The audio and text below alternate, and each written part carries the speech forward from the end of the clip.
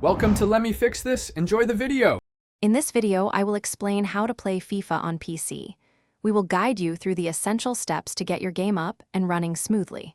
First, we will cover understanding your computer's specifications and acquiring the game.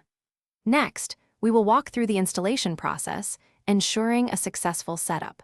Finally, we will discuss optimizing your game settings and troubleshooting any common issues you might encounter, so you can enjoy hours of exciting virtual football action without interruption. Before diving into the game, it is crucial to check your PC's specifications against the game's minimum requirements. Ensure your operating system, processor, and graphics card are compatible for optimal performance.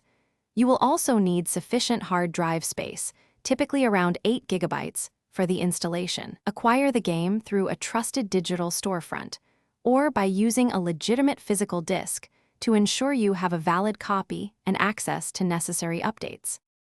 Once you have the game, the installation process is straightforward. If using a disc, insert it into your drive. For digital copies, simply run the downloaded installer file. Follow the on-screen prompts, selecting your preferred installation directory. You may need to enter a product key or activation code during this stage. The installation typically takes between 20 and 30 minutes, so be patient.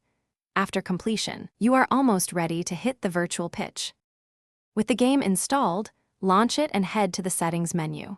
Adjust your graphics options to balance visual quality with your PC's performance, aiming for a smooth frame rate. Next, customize your controller or keyboard controls to suit your playstyle, ensuring comfortable and responsive gameplay.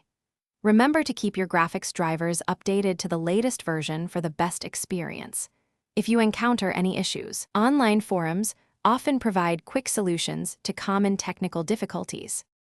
Thanks for watching. If you found this helpful, don't forget to like and subscribe.